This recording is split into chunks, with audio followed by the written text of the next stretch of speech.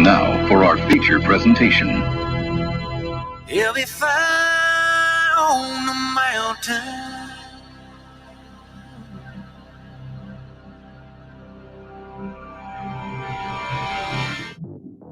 JB and Darren on the JB and Goldwater Show. Line drive right field, base hit. South Carolina wins the College World Series. Watson, touchdown. Hunter Renfrow. He got him, and it's all over. Coastal Carolina rules the roost. They win the championship. And South Carolina has won the national championship. The Senegal baseball team has done it again, but this time the Bulldogs beat one of the top teams in the country. They are giant killers. Get the ball to Bennett. He does.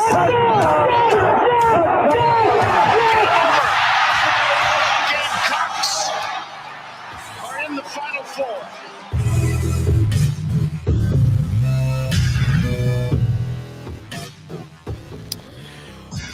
All right.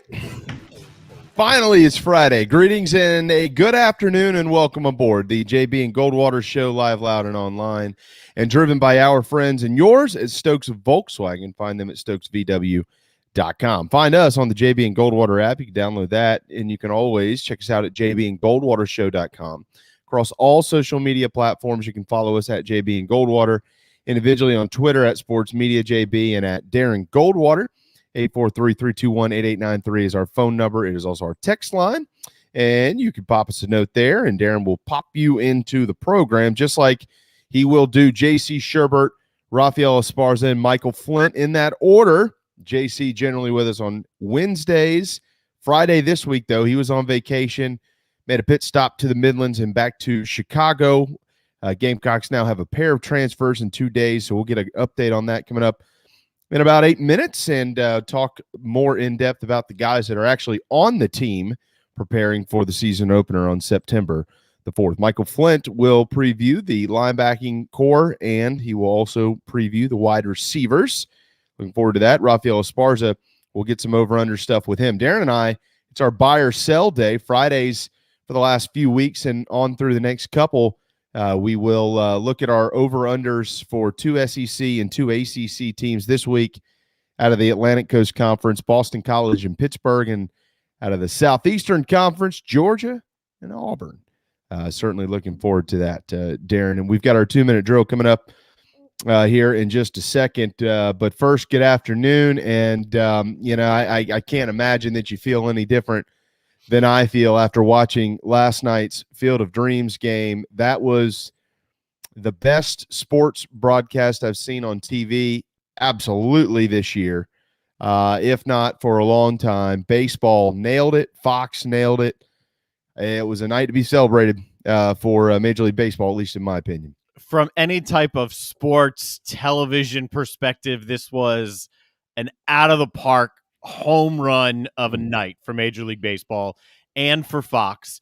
I mean, the whole thing, the pregame show was as good, if not better than the game. That's what I thought a couple innings into the game. And then all of a sudden the game, I'm not going to say it was better than the hour leading up to the game, but it was a damn good game with a perfect ending. I'm glad so many balls flew out into the corn. I'm sure the stadium was designed for just that to happen. But overall, just a big game feel. It felt like a all-star game. It didn't quite feel like postseason because they had so many different things going on with their graphics and some of the camera angles that they had and some of the different feature-y stuff that they were doing.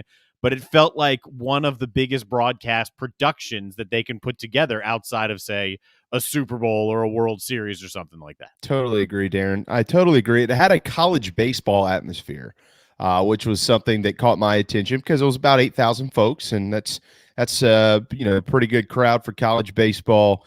But it was something special. I mean, it really was. You're right. The pregame show was better than the World Series. The game was like a World Series, just all the balls leaving the yard. They tied the past with the present. They tied a movie, into all this. Obviously, that's why they did it. Major League Baseball has set themselves up, and this is something you and I will talk about a little bit later on as well. They can absolutely capitalize on this game. This game could have changed the course for Major League Baseball because I feel like, have struggled to market themselves properly in this environment. They've talked about, cutting deals with Barstool Sports, which is fine. I maintain this. Look, man, I get it. We're all into streaming. We're all into new technology. It's a younger crowd. It's a network TV works. It still works. You can absolutely stream. You can do all these other things, but network TV works. So there's something about, we're going to be on at 7:30 on Fox on this night. Why do you think Fox, does the big noon game for college football? It works. So how do they capitalize on this? Do they tie in every major league ballpark to a former or organization to a former minor league park or something, a former affiliate or a current affiliate? Duncan Park, could they play a game there up in Spartanburg? I mean, if you can build it in the middle of a cornfield in Iowa, you can figure anything out. So baseball has a blank canvas, and maybe they've been exploring all of this, but they could absolutely tie the history of the sport into the future of the sport, and obviously the present of the sport, and all this other stuff in. They did a brilliant job last night. Follow that model. It feels, you got caught up, and it's the reason you have been caught up in this pageantry and the magic of all of this is because of the game of baseball and the pastime and the history of the game and of the movie and your thoughts about the game and mine, the game of baseball itself and how that production was. Problem is, you can't duplicate it. They're going to come back. Rob Manfred said that they'll come back, but you can't duplicate it because there's nothing that quite has that feel. There's nothing like that movie that can tie fathers and sons together. I mean, that's what the movie was about. It was about fathers and sons, and baseball was the vehicle that got us there. And it strikes a chord with so many people in our generation and the generation before ours. Problem is, if you're going to market to the younger fans and you're going to some of these other stadiums without a story behind it like that, you're missing them. The way to get to them, and while network TV does work, it's never going to go away. The reason streaming is booming and everything is going that way is because the younger generation, I put myself in this, I think we're right in the middle of it, consuming everything so much differently now than they were. So it has to, I don't know if Barstool's the right way, but there has to be that element tied in, because you can't just have a game on Fox every Thursday night. Fox doesn't have that availability right now. Yeah, but you hit the nail on the head. It's tied in. We live in this world where people argue all the time. It has to be one way or another. It's black or white. No, it's not. Sometimes it's gray. Sometimes it is gray. Like, you can absolutely stream. You can absolutely do all these younger generation tactics, and you can keep that big game feel, that big game, cut it on at 7 o'clock on Thursday night or Saturday night or whenever it's going to be. Like, they could do it. It's there. And to your point, I know we got to get to the 2-minute drilling into JC, but to your point, I agree. You can't recreate this, but there's a lot of history at a lot of old minor league ballparks across this country. There's a lot of great players who've played there. Yeah. We know that. Roberto Alomar played in Charleston. Sandy Alomar played in Charleston. And we could go on and on. And half the current Yankees played in Charleston. Yeah. Well, I mean, I'm talking about at College Park. I know. So like they can reinvent, they can recreate the past. They could do it, but they got to have a hell of a marketing team to do it. And it doesn't mean forget where everything's going. It just means include it all. But the images last night certainly were special. By the way, JC is an adopted White Sox fan. So we'll certainly hit on this with him here in just a moment. But as we always do on Friday, we lead off with our 2-minute drill, and that'll roll us into our man at the Big Spur, JC Shurburtt. Tim Anderson, talk about under-marketed, one of the great stars in the sport. Unless you're a big fan of baseball, you don't know about him. But he had a walk-off last night to win it. He is some kind of special player. at the Field of Dreams game. If you happen to miss it, you need to Google it literally right now. It was really cool to see. Yankees take the lead in the top of the ninth on a home run. Didn't last long. Walk-off winner for the White Sox, who stay, of course, by a large margin in first place in the American League Central. That loss for the Yankees doesn't kill them at all. It's August. But it leaves them 7 games back, 2 games back, though, of Boston, who is 5 back of Tampa, the leader in that division. The Braves now are back to a game back. They went from first to third overnight. The Mets, half game back. They've now won a pair. With that loss, Braves throttled yesterday by Cincinnati. The Phillies beat the Dodgers. So their game back. Who knows where it'll be on come Monday. Might be back in first place. But nonetheless, it's those 3, and they're going to be fighting this thing out until the very end.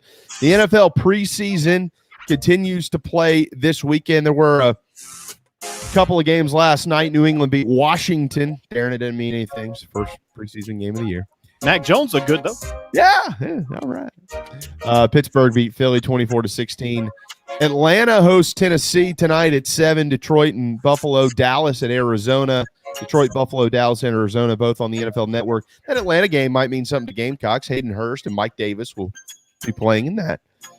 And then a bunch of them tomorrow, and then the Panthers and Indianapolis Colts will go on Sunday.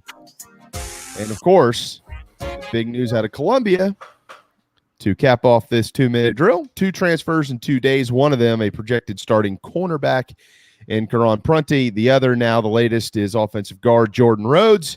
And a fresh-looking J.C. Shurburtt joins us at 12:12 on this Friday afternoon to get us updated. Number one, forget the football crap. We'll get to baseball in a second. How was your vacation? You deserved it. It was long, outstanding, though. Had a good time in Myrtle Beach, and also got a chance to go through Columbia, see some friends, and also check out a little bit of Gamecock football practice, which was awesome. So it was good. I'm glad to be back in the saddle. And, I think I killed enough time to where now we're like 2 weeks, 3 weeks from the start of the season. So anytime during this time of year I can kill some time and we get closer to that first weekend, I'm pretty fired up about it. Well, we missed you, but we also were happy that you were able to chillax, if you want to call it that, in the dirty Myrtle. Did you get some good grub? I did. I had some seafood, and we cooked a lot, cooked some steaks and cooked some burgers and stuff out on the grill. It was a very good experience from a food standpoint while we were down there. So, outstanding trip to Myrtle Beach. And, I've told my audience this, so I'll tell the audience we have here this. It's not normal for me to go on a vacation in August just because football practice starts. And this was just the only time my family could make it work this year. I hadn't seen them in 2 years. So that's the reason for the absence. I don't want people to think next year, probably going to go in July sometime when things are just a little less busy. So that was the deal with that. Yeah, Darren and I have built in the 4th of July week as our vacation week. So why don't you do that then? So then we don't have to have to miss you, and you don't have to miss us. Definitely, I will write that down. We sure missed you, man. Oh yeah. Look, we had to get Hale to fill in. We had to get DeMarco to fill in. Neither one of them are JC. So. It all worked out though, JC. All right, let's go ahead and just kind of get to the news out of Columbia. Jordan Rhodes announces today he's going to transfer, but we'll start with Karan Prunty because that has been the main topic of conversation for, I'd say about 36 hours or so. It started to kind of trickle out on Wednesday evening, I believe, if I'm correct, JC. Yeah. But it's official. He did enter the transfer portal while we were on the air yesterday, and he's going to probably head a little bit closer to home. Have you learned any more on this situation? Well, just, that it was not a football related deal. It was a personal deal. And he's got some things he has to take care of. I don't know exactly what those things are. Even if I did, I'm not sure that I'd go broadcasting a college kid's personal information out there and all that. But I don't know exactly what happened, but I do know everything that was told to me. It was a personal issue. He didn't practice very much at Carolina at all. No. Look, there's no way to spin that that this was a welcome development for the Gamecocks. I mean, there's no question he was a big part of the plan in the secondary this year, and they were expecting him to come in and start. I mean, which you would from a freshman All-American. So what that does is, unfortunately, it creates another question mark. I think that when you looked at Prunty and then Cam Smith, and then you saw, well, you still have Marcellus Dial and some young guys behind them. You looked at corner maybe as a little bit of less of a question mark than maybe safety or receiver. Well, now corner goes back into that up in the air mold because, like I said, when they got him, this keeps them from having to throw a guy like Dial or a guy like Joey Hunter or Dominic Hill or Darius Rush or whoever it is out into the ocean and say swim from the get-go. Now, good news is they don't have a terribly I don't want to say challenging, but a terribly, I guess, good team coming in Eastern Illinois. So, hey, look, that's good. If you got young players, it's good to have them go out there and have them set up for success to get their feet wet initially. This is one of those years you're kind of glad you're not opening with North Carolina and Charlotte or opening with Vandy on the road or something like that where, like in years past, this program's had some relatively tough openers. And so this is one of those years you're glad that the FCS Panthers are coming in for the opener with the Gamecocks at home at night. And hopefully, that along with the games moving forward will allow the Gamecocks young players to get their feet wet before, going into Athens and all the challenges that await this team. Let's kind of get something out of the way off the top, JC. I've seen some comments, unfortunately, on social media that think that this is because this transfer for Karan Prunty, think this is because the staff basically has told him you're not going to start or he wasn't working with the ones and things like that. Let me go ahead and disprove all of this real quick with one simple statement. He hasn't been practicing since Saturday. They had their first practice of the preseason on Friday. None of those decisions were even remotely close to being made by Saturday. This, as you said, was strictly a family personal issue. I know that he hasn't been practicing since Saturday. I've spoken to 2 members of the football program, and he was not out there. So this had literally nothing to do with playing time. This had nothing to do with what I've seen some folks think that, well, he was being held accountable as everybody else was. It has nothing to do with it. That had nothing to do with this. So the best thing that we can all do is give this guy our prayers and best wishes and let him move forward and take care of what he needs to take care of as a young man. So that is just false. Those narratives are false. Yeah. And there's a lot of false narratives out there about this situation too, that I see that it's like, people these days, it's not good enough to just say personal issues. People think you're trying to hide something or something like that. And it's, God forbid he doesn't transfer to someplace close to home, and then it's really going to end up being, there's got to be another reason when there's not. I mean, that's the reality of it right now, and that's going to be the reality of it no matter what happens to him in the future. So I don't like that, but it's a very small vocal minority of Gamecock fans that love to kind of run their mouths on social media and other places that are saying that. I think the vast majority of people understand and wish him the best. This is the type of situation that formerly or previously, JC, we would see this young man having to apply to the NCAA for some type of immediate eligibility. He would have to supply all types of documents and information. As you know, we've gone round and round about this for a long time with players who transfer, specifically in football, because it's much more it's much more public. But these are the type of situations where you follow them, and just like Jalen Brooks last year, it's the middle of the season or it's right before the season, and they're not cleared to go play somewhere, and everybody's bitching and moaning and trying to figure out why. Well, this kid had a personal issue. There's no reason he shouldn't be cleared. This is the same situation, but he is now in an era where he can just put his name in the portal. But he has already transferred once. What does that mean for him? I have to get clarification on the rule because it just happened. On the surface, this is his second transfer, so he's going to have to sit without an appeal. And like you said, that's paperwork. You got to go through all that good stuff. And if it's a personal issue and he ends up closer to home because of it, I can't see why, like, he wouldn't be able to suit up for an Old Dominion or a Norfolk State or somebody like that this year. The question I have about it is, though, all right, so he didn't enroll in classes. He may have taken a summer class on summer 2. I don't know. So does that count? Does just practicing with the team mean immediately that's technically a transfer? That's the deal there. I mean, so I'm not quite sure, because his actual football work in Columbia, officially with practice was only 1 day, or 2 days, like you mentioned.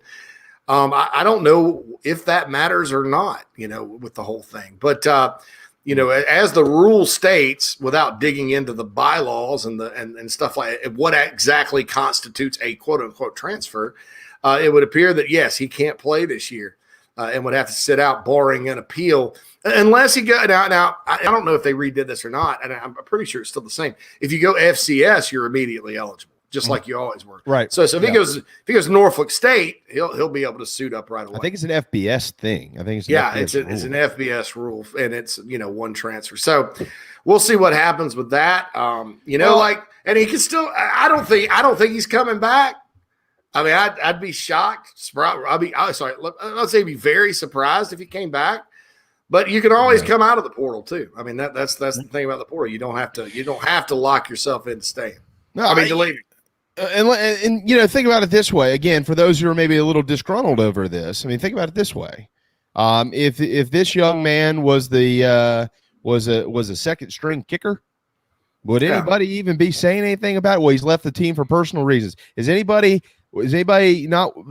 Where's the uproar over Jordan Rhodes? He just announced today that he was leaving. He started 10 games in 2019, opted out last year because of COVID concerns. This is a kid who started here for 10 games, and nobody is in an uproar over this. But the uproar is, well, he was supposed to start, and all of a sudden personal reasons aren't good enough for him to leave. That's ridiculous.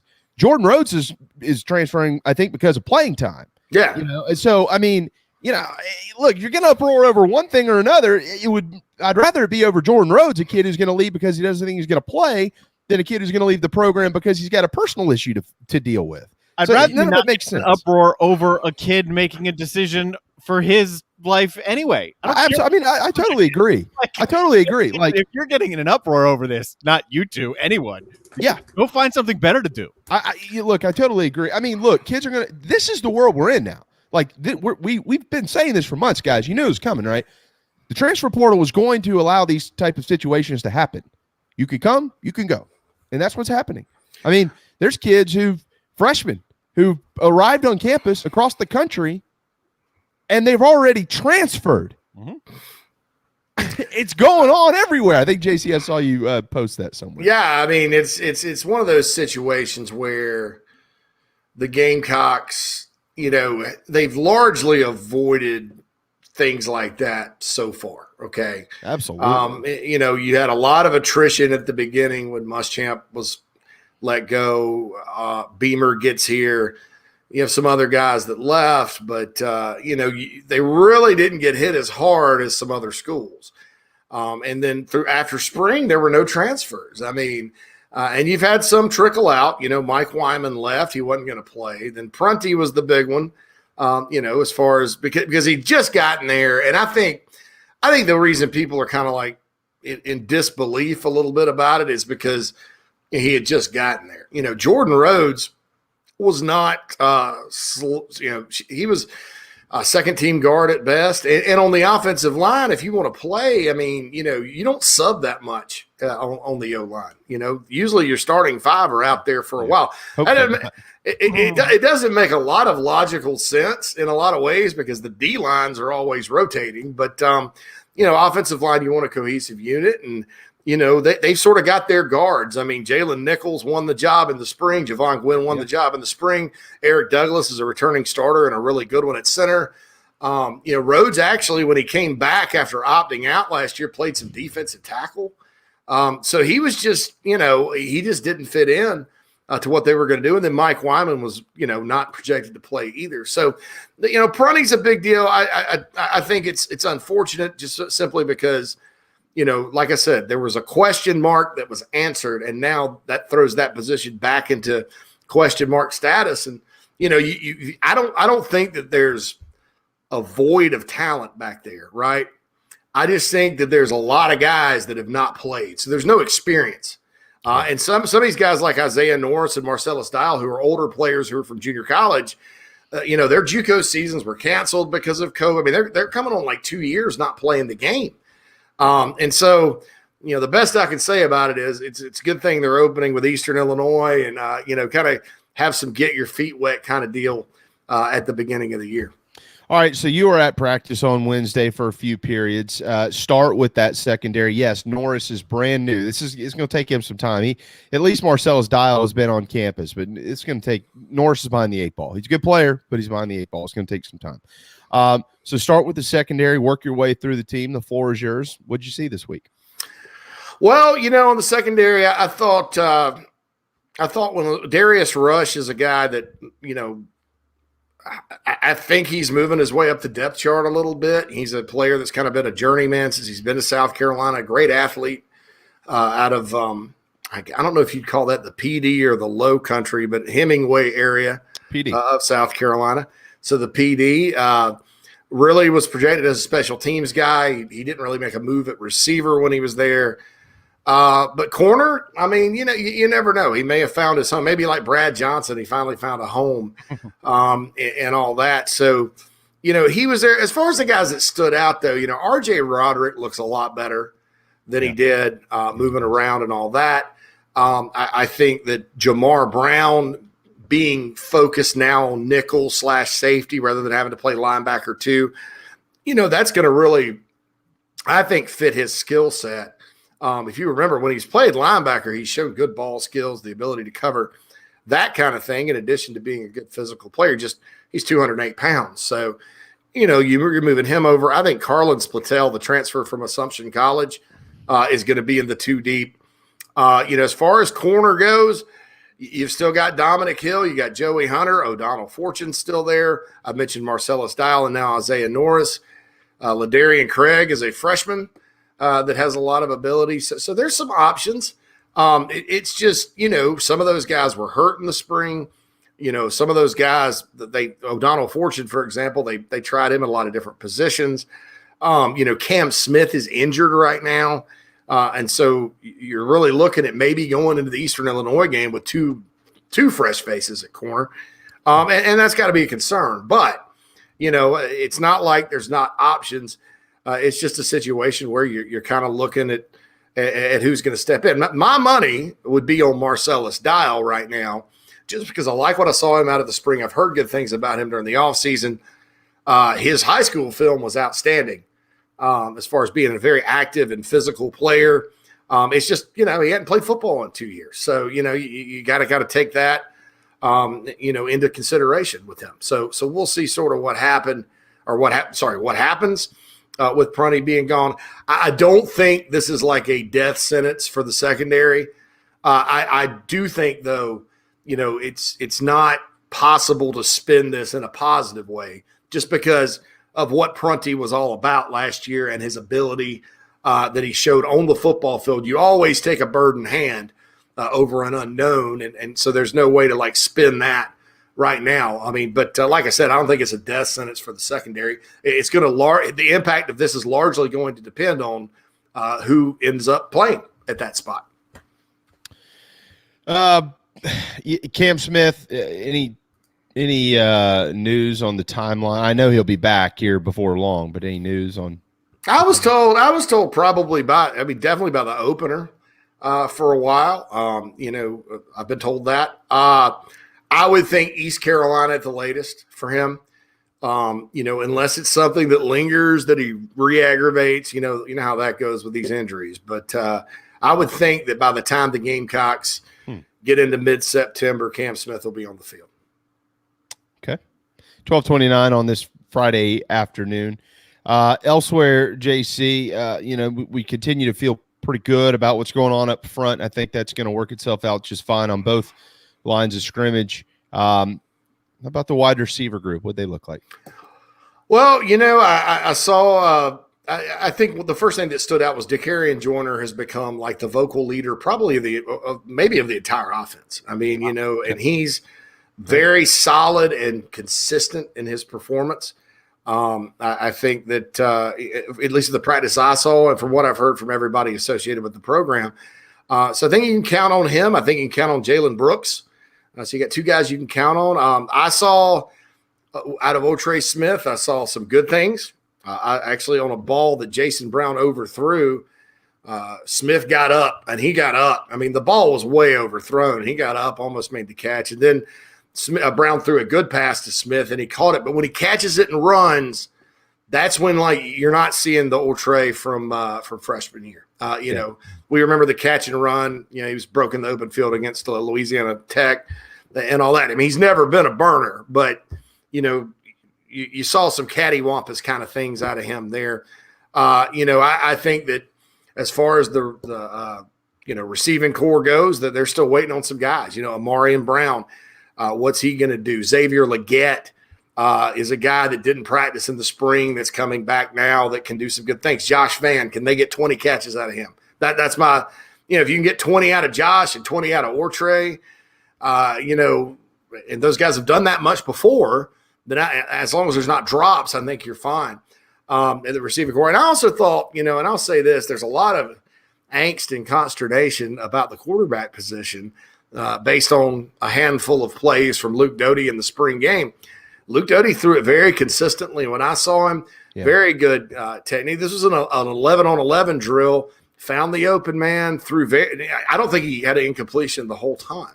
And it wasn't because guys didn't have coverage. The one pass to Dakarian Joyner, Darius Rush was actually on him, but the ball was thrown in such a way where only Joyner could catch it, and he caught it and ran. So I think that, I think I'm if I had to say what am I less concerned about after watching a practice, number one, probably be the quarterbacks, and number two, probably be the linebacker spot because, and linebackers are hard to evaluate in that setting, so I may be wrong. But they looked like a bunch that's finally healthy, that looked like athletically they had a chance. They have a chance. And also, I'll say this about a guy from down there where you guys are at, Darrell Ware, the walk-on, looks pretty good, man. I mean, I think he's going to play some this year. He was forced into action last year, but I think he's really going to be in the rotation this season. The latest that I have on Otrey Smith is consistency. He's had somebody tell me the other day, I would call this more than a source. He needs to be consistent. Shows up one day, doesn't show up the next couple days. So, that's not good. He's going to have to get in there and probably be a little bit more confident in what he's trying to do. So the scrimmage is tomorrow. And this is where, JC, next week, the information that we have this week is going to be a little different next week. It's either going to solidify a lot of what we know, or it's going to change a lot of what we know. And obviously Luke Doty, it's a big day for him in Williams-Brice Stadium. I think 3:00 scrimmage maybe tomorrow afternoon or so, and be able to kind of show everybody what he can do. It's no contact for Doty, so they're not going to be able to take him to the ground. Hopefully nobody's stupid enough to do that. What's important in your opinion about tomorrow's scrimmage? I think separation at positions. My question here is this: so what they're doing basically in practice is the reps and stuff are largely based on the spring. Brad Johnson and Sherrod Green are penciled in as the starting linebackers right now. I mean, I mentioned Darius Rush was out with the ones the other day. Who's gonna make changes? Who's gonna take it upon themselves to change the depth charts? Is somebody going to emerge at wide receiver that we haven't been talking about? Obviously, cornerback now is huge. Who's going to step up and get things going? At corner, is it a situation where it is Darius Rush as a surprise, or will it be Dial, or what can Isaiah Norris do? I don't even think Norris is going to be able to scrimmage because you've got to go through an acclimation period before you can put on the pads. But those are the question marks. At quarterback, I know a lot of people out there that are quarterback gurus, so to speak, would like to have a competition. Or would like to see a competition with Brown and Doty. I think Doty's way ahead right now, But in a scrimmage situation, that's where guys that are backups could end up, making it a question. Will Jason Brown get in there and move the team better than Luke Doty tomorrow? If that's the case, then, hey, it could end up being a battle. So those are all the things that you're looking for. You're looking for like some separation, I think, and some questions to be answered at the positions that are questions. Like I mentioned, I think right now Brad Johnson, Sherrod Green are your two starting linebackers, but Muhammad Kaba and Debo Williams and Darrell Ware, they have something to say about that before all is said and done. So it may not be those guys. So those are all the things I'm looking at, but especially in the secondary and at receiver, what you're kind of looking for is depth chart movement. Who is separating from the rest? Because there are a lot of names, but there's just not a lot of separation. Who is separating from the rest? Who are you going to be able to count on this year at those spots? Special teams. Shane Beamer knows a little bit about that. He hired a special teams expert in Pete Limbo. Parker White's kicker. We know that. What are you hearing about everybody else, the punt returners, the kick returners, and just how those things are looking? Well, on special teams, the guy to look out for is Juju McDowell, the true freshman running back out of Georgia. This guy, you watch his high school returns, and he's special in that department. I did notice at the practice, Justin Stepp was really working with him as a punt returner. It was McDowell, it was Jalen Brooks, and it was DeCarrion Joyner back there at punt return. And I've heard some really good things about this guy. Now, he's not very big. I'll tell you that right now. He's not a very big guy. Neither was Ace. But he is a guy that can fly. And there are going to be some Ace Sanders comparisons. But I'll tell you this, Juju McDowell in the open field. Nobody was catching Ace in the open field, Mike. No. But if Juju McDowell and Ace Sanders raced in a straight line, Juju would win. So wow. He's got that footwork like Ace and all that good stuff, but he's also got elite straight line speed, which I think is very, very helpful. Now, he's not a receiver like Ace was. So before everybody gets, starts dreaming about Ace Sanders coming back here, Juju's a running back right now. So that's the deal there. And as far as him getting on the field on offense, the issue is going to be is that if he's kind of a jack of all trades guy, if he's not a running back, but you have Jaheim Bell who's going to do that, and you have DeCarrion Joyner who's going to do some of that. So I think McDowell, as he continues to learn about the offense and how to play offense and do that, I think special teams are the way he's going to make an impact on this team, and it wouldn't surprise me at all if he does. Never seen somebody so small almost tear down a stadium like Ace Sanders did in that 35-7 win over Georgia in 2012. I've been to a lot of games. It is true. Everybody who's been doing this a long time, like UJC, the old saying in Columbia is, if it ain't swaying, we ain't playing. It was swaying that night. There's no doubt about it. Ace Sanders was something special. All right, before we let you run here, any other quick nuggets you want to add on to? We're going to get you back next Wednesday. We're not letting you go a full week, dude. Yeah. It's double duty for you now that you're back from vacay. I would just say to the Gamecock fans out there that, look, that Prunty – like I said, was a big loss, not a death sentence for the defense nor the secondary. Somebody's just got to step up, and they're going to be inexperienced. And I would say, probably worry more about corner now and less about quarterback, just based on what I've seen and what I've heard. I really do believe, and this doesn't mean he's going to be perfect. Some people need to kind of realize this isn't Xbox, and these guys are human beings out there, and just because you're a 99, you're not going to sit there and complete every pass. But right. I would worry less about quarterback and more about corner if you want something to worry about. I think that would be my biggest takeaway from the last week. Look, we'll get into more of it next week, but what this change probably means is more pressure on the defensive line for South Carolina. They're attacking. They're going after the quarterback this year. This is not that they weren't trying to before, but if anybody has heard the language from Clayton White, it's a little bit of a different approach to pass rushing and things like that. And you're not going to shut down passing games. You got to have corners, but you can impact them certainly. And those guys are going to need to get going. And I'll say this, looking at Mike Peterson's group and Jimmy Lindsey's group, and it is two groups they work with. Right. So that I walked by those guys, got a chance to kind of really get an up close look at all of them, and they look the part. legit SEC level, whatever you want to call it. They got to go do it. But the good news is you have guys that are proven. You know, Aaron Sterling, Jordan Strong, J.J. Anigbari have all produced in the pass rushing department at this level. So it's not just a bunch of potential.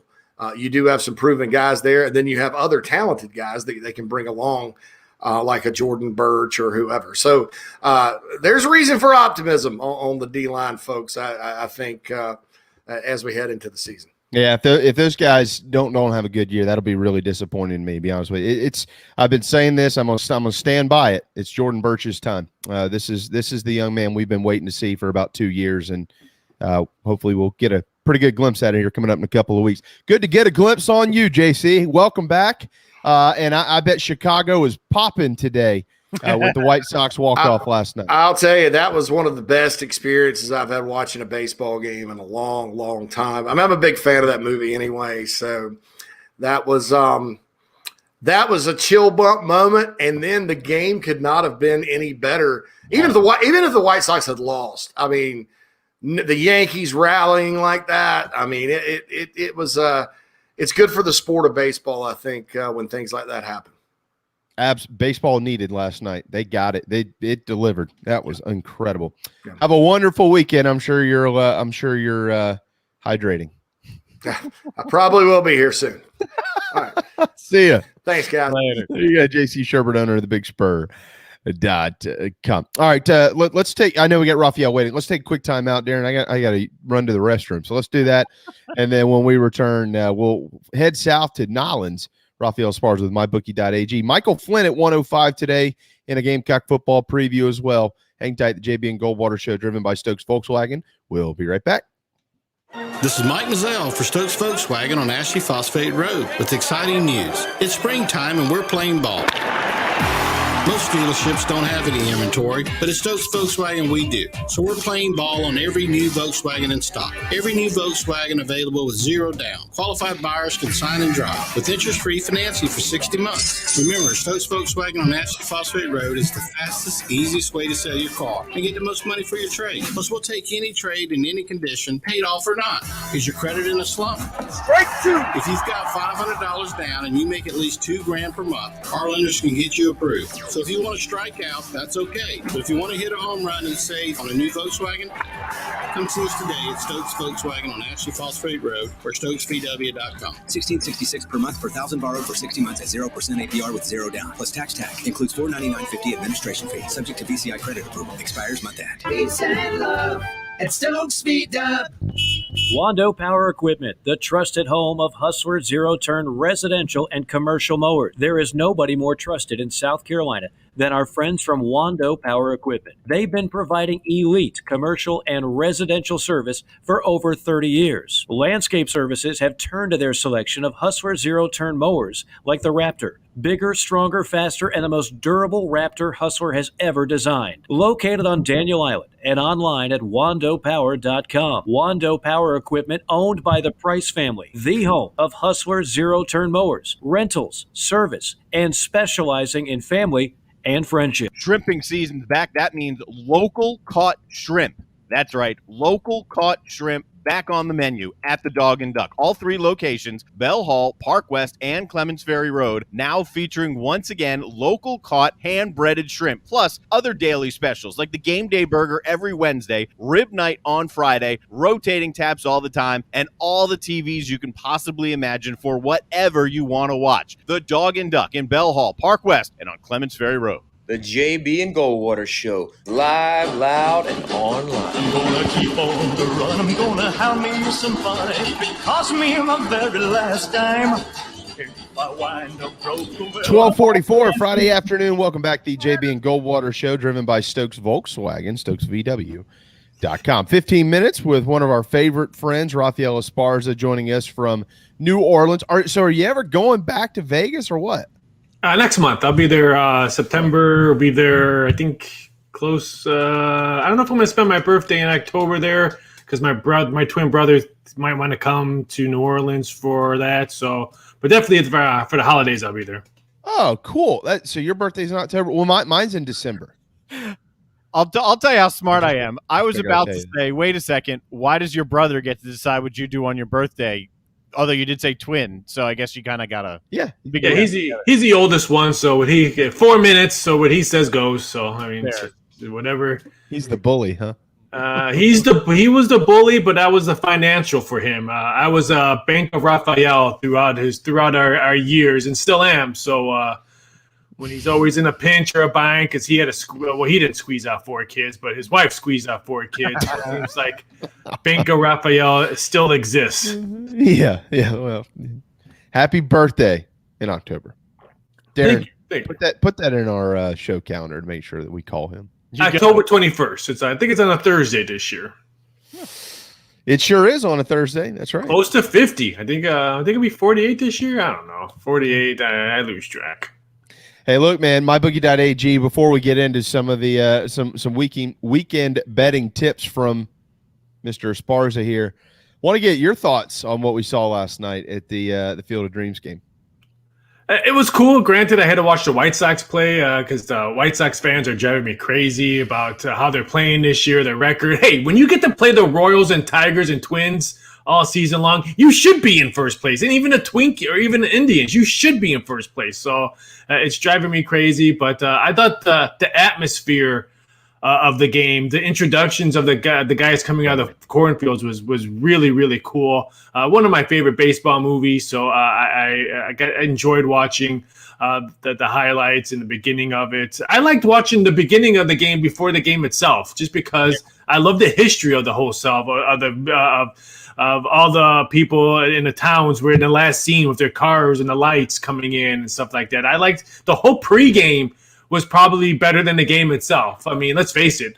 Couldn't they raise the fences a little bit higher there? So maybe every home run when it hit the cornfield? I mean, come on. Jeez. That was the point, though, man. I understand that, but the game took forever. I'm like, I thought I was watching Yankees Red Sox game. I turned it back on because I was watching CFL and preseason and summer league and all that. So I turned it back on. I'm like, it's still playing? I'm like, oh, jeez.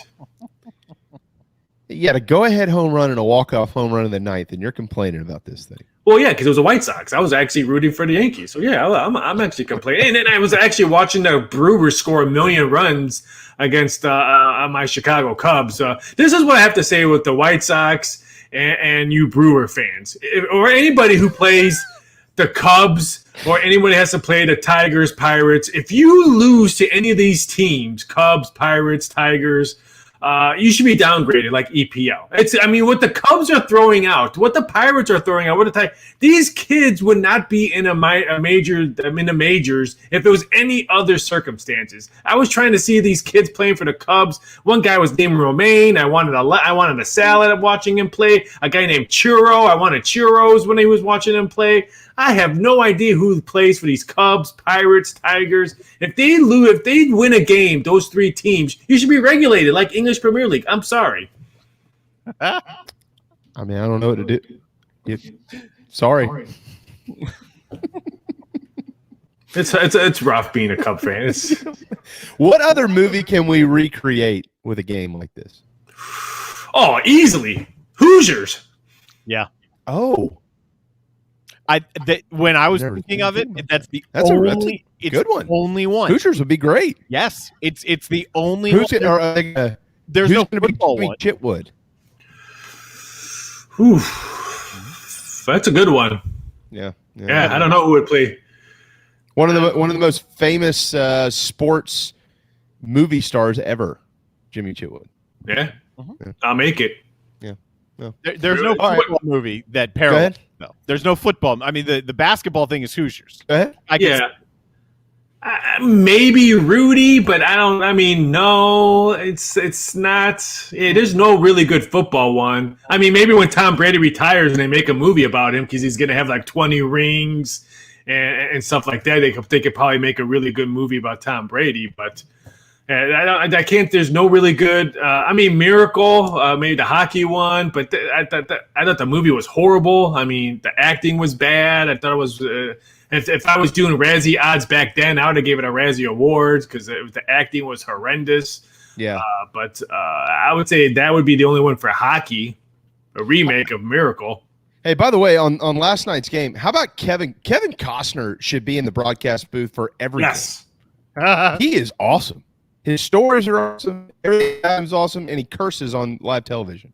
Kevin Costner and Snoop Dogg should do a play-by-play baseball game. Snoop That Dogg would get the ratings up, right? Did you see Snoop Dogg doing That'll highlights? get the ratings up. Would you see Snoop Dogg doing highlights with Kevin Hart on Peacock during the Olympics? Yeah, that was fan. Snoop Dogg, I mean, I would watch Snoop Dogg. I love his cooking shows with Martha Stewart. They're hilarious. Watching Martha Stewart say the words that Snoop gets her to say, it's fantastic. Must-see TV. I watch a lot of stupid shit. I think Jamie's having trouble hearing stuff. Yeah, either that or I just shocked the hell out of him. He doesn't have no idea what to say. Jamie's like, I was in the bathroom too long for the break, and I have no idea what to say.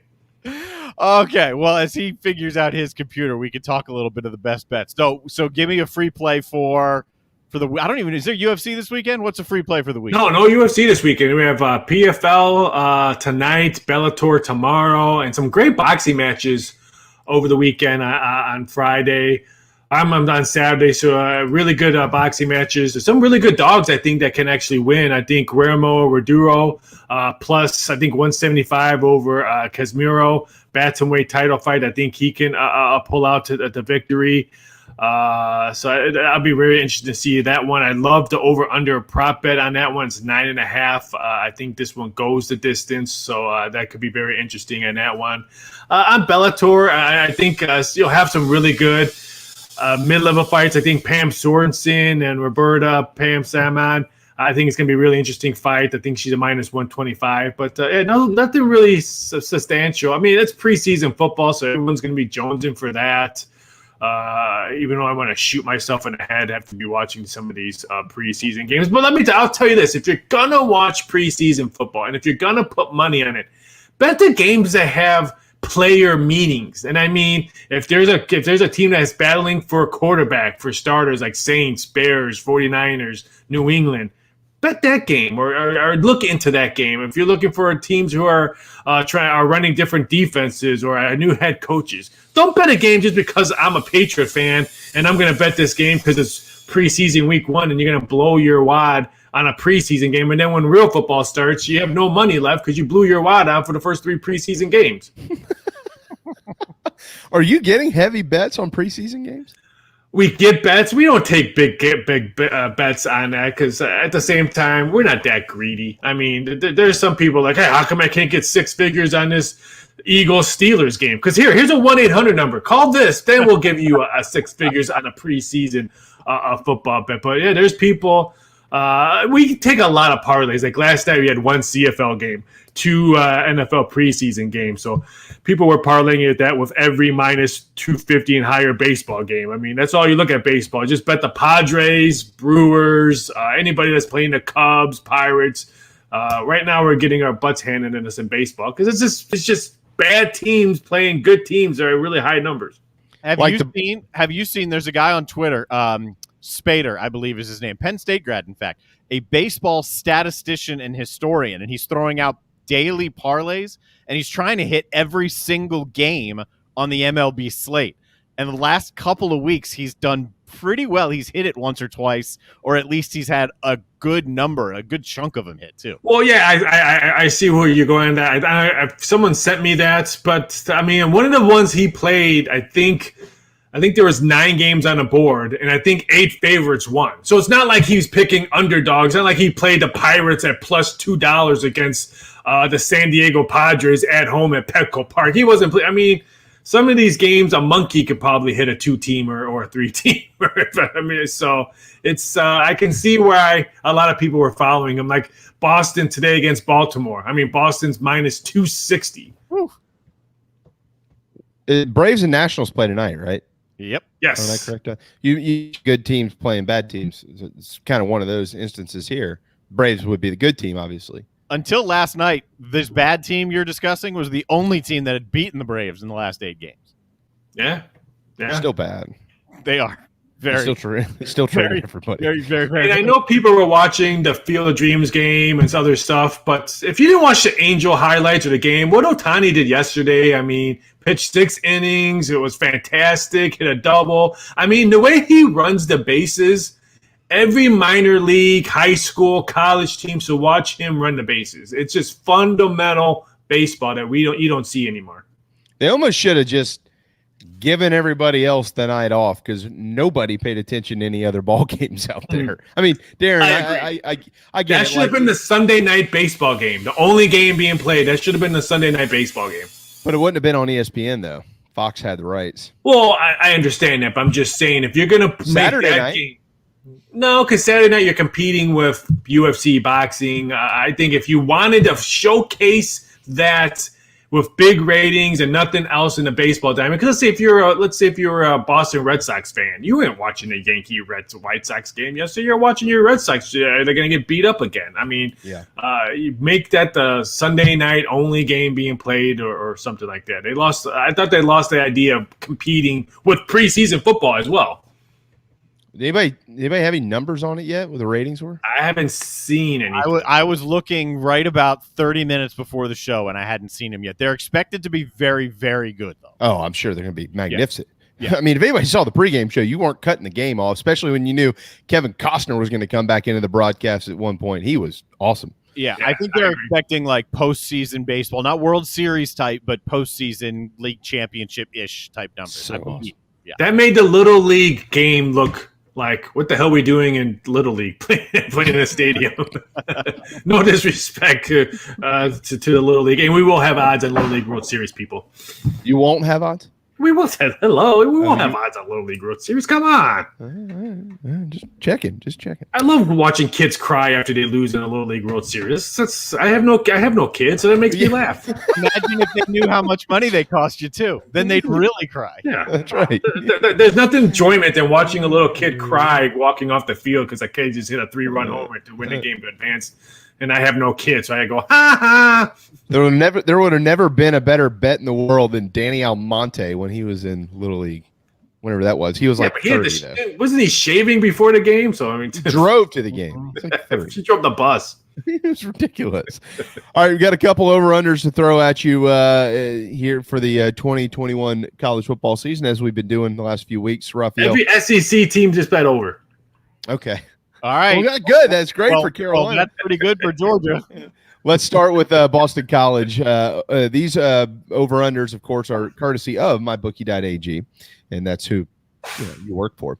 Over under 7 wins for Boston College. Is it me or is it Boston College? If they can run the ball, they're going to win games, and total season wins are going to go over. If they can't run the ball on their first weeks 1 and 2, just bet every game under total, and they're not going to win that many games. So I'm going to continue to bet them under because I don't think their offensive line got fixed through the summer. So I think it's going to be a very, very long season for Boston College. Thankfully, they play hockey over there. Well, they should be 3-0 to start, but the problem is Missouri, Clemson, NC State, Louisville, Virginia Tech, those teams falling. But people are betting them over. I think it's minus 160 on the over on them. I'll give me the plus 130 on the under because their end of their schedule is horrible. Yeah, it's tough. Clemson there in October. All right, how about Pittsburgh over under 7 wins for the Panthers? I think it's going to be a push. I mean, I don't see anything special coming out of Pittsburgh. So I think their defense is going to be much better. And I think their beginning of the schedule is a little bit more favorable. So I think they can get some, I don't want to say early easy wins, but I think they can get some W's early before the middle of the schedule and conference starts. So I think it's going to be a push. I was hoping to get a half a hook, either 6.5 or 7.5, and maybe make a play on something on that. But 7, I think it's a push. Yeah, you're right. Massachusetts, they do go to Tennessee in week 2. God only knows what they're going to look like. Western Michigan, New Hampshire. But then, there's this at Virginia Tech, Clemson, Miami, at Duke, North Carolina. So and don't sleep on Duke. So that Duke, I mean, some people might say, "Oh, they get to play at Duke. That's an automatic W." Duke only plays basketball. No, I think that Duke game is going to be very hard to steal a W. It'll be interesting. They lost Chase Bryce. I thought he'd have a pretty good year under David Cutcliffe, but he's not there. All right, too, so how about do what? I said he was awful too, so that's but you improve under David Cutcliffe. Maybe you don't. Some people do, some people don't. Peyton Manning did. How about Peyton Manning? I mean, you can land an airplane in his forehead and everything's going to be all right. How about Auburn? Over under 7 for Auburn. I think this one over. I think they overreacted when they looked at their schedule. They looked at the players and all that. I thought 7 was just a really, really, really low number. Now, I'm not saying they're going to win 9 games, make a deep run, or be competitive, or steal something. And I know the bettors like it. I think it's minus 150 on the under. But I think they're going to be a lot better. So I'm going to play it over. I'll give me the plus money at plus 120 on Auburn. And Georgia, over under 10.5. They're going undefeated. They beat Clemson. No, I don't think they beat Clemson. I would probably play it under, just because I hate – if I'm going to bet a double-digit team in college football, there's only one team I'm going to do it. And that's the almighty – the reason why SEC is the SEC is Alabama. Everybody else, if I see double digits, I'm betting it under. No matter if it's Georgia, Clemson, Notre Dame, anybody in other conference, I'm betting it under. Alabama, I'll bet it over. 10-2 probably wouldn't make Georgia fans happy, but 10 get them in the SEC championship game against more than likely Alabama. I usually don't make a lot of fans, so whatever I say. No. You got a fan in us, though. You know we love you. It's a safer play, a double digit. I mean, much safer. Tough. You only have 2 games of wiggle room there. Yeah, that's tough, man. That's what I'm saying. I mean, if you're really going to look at a double digit, I'm sorry, there's only really one team that you're going to feel comfortable rolling the dice and say, you know what, I think they're going to win 11, 12, whatever. I'm sorry. It's Nick Saban. I'm sorry. I agree. As always, special stuff from Raphael Esparza. Have a wonderful weekend, my man. Thank you. I'm glad you were able to go to the bathroom before I jumped on. I was very concerned, especially at your age. I mean, we have problems down there the older you get. So I was glad you were able to, because I was able to sleep better tonight. Thank you. Good. Eat a beignet for me. And my cardiologist watches this show. I can't eat anything. I'm eating a salad today, Doc. Okay. A fried salad. Yeah, fried salad. That's right. Take it easy, guys. Later. Raphael Esparza on Twitter at VSI Doc Sports with mybookie.ag. 50% sign up bonus up to your first $1,000 if you have never done it. All right, got to hit a timeout. Hour 1 is in the books. When we return, Michael Flint, our analyst, former wide receiver at South Carolina, will get into a couple of more position previews today with the Gamecocks, wide receivers, and linebackers. Couple of very closely watched positions here in the preseason, and then Darren and I will do our over-unders for those four teams a little bit later on. So hang tight. The JB and Goldwater Show, driven by Stokes Volkswagen. We'll be right back. At Patriots Point Naval and Maritime Museum, families walk in the footsteps of our nation's heroes, the brave ones who risk their lives to defend our way of life. Home to the aircraft carrier USS Yorktown, USS Laffey, and the USS Clamagore, there's more than 1 million square feet of exhibit space to roam. White glove certified, we have several new health safety measures in place to enhance the visitor experience. Come for the day and leave feeling inspired. One of the most impressive museums in the country, located right here in Mount Pleasant. Visit patriotspoint.org for more. We'll see you soon. Bourbon and whiskey drinkers of Charleston. Paddock and Whiskey on James Island and the Terrace Shopping Center on Maybank is your home for the finest and rarest bourbon and whiskey drinks in the Low Country. This is where I hang out. Go meet my friends Reed and Chris and try one of their exclusive barrel pick bourbons. They have the largest private barrel collection in the state, and let their knowledgeable staff recommend your next pour. PaddockandWhiskey.com. Let not your heart be troubled. Paddock and Whiskey is here for your next double. We're all friends around here. Paddock and Whiskey, proud partners of the JB and Goldwater Show. This is Scott Glaze, head golf professional at the Links at Stono Ferry, located on the outskirts of Charleston, South Carolina. I'm inviting you to tee it up on one of the most scenic and challenging courses in the Low Country. Our back nine is highlighted with 3 holes that border the Intercoastal Waterway. Visit stonoferrygolf.com to book tee times and discover all that Stono Ferry has to offer. The Links at Stono Ferry is a former South Carolina Golf Course of the Year and is also home to the College of Charleston men's and women's golf team. Come see us. We would love to have you. StonoFerryGolf.com. Hi, I'm Chris Half, Public Information Officer at the Patriots Point Naval and Maritime Museum. We're home of the mighty USS Yorktown, USS Laffey, Clamagore, and Vietnam experience. And we're a proud partner of the JB and Goldwater Show. We invite you and your family to come see us and enjoy a day on Charleston Harbor. Visit patriotspoint.org for more information. And now it is my honor to present the national anthem.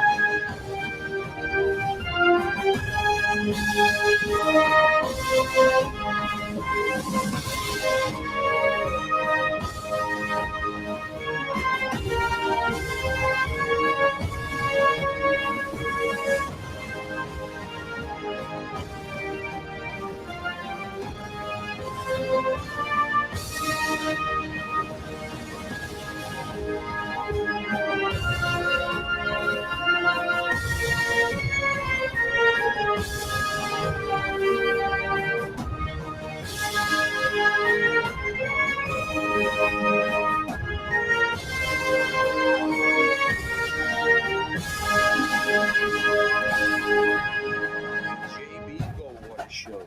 Live, loud, and online. Final hour of the work week, finally. Welcome back. The JB and Goldwater Show, driven by Stokes Volkswagen, stokesvw.com. Thanks to JC Shurburtt, Raphael, Esparza for joining us. And hour number one, and like always, all of you, Darren Goldwater, JB, here till 2. Follow us on social media at JB and Goldwater individually, at Sports Media JB, and at Darren Goldwater. Time now for the original 1-9. Michael Flint, formerly of Wando and Moultrie, but also, of course, of the University of South Carolina. He is a football player turned professional turned analyst. What's up, man? I don't know about being a professional in anything, but I'll take it. You were a professional. Oh, you were a professional, all right. Yeah, but we can't go down the road. Those days are behind us. That's it. How y'all doing? Well, as long as you're not transferring, we're good. How you been? Good, man. It's been a wild week, I guess. Yeah, it's okay. Well, look, Mike, you played college football, and guys depart the program, and you were there. Your brother played after you.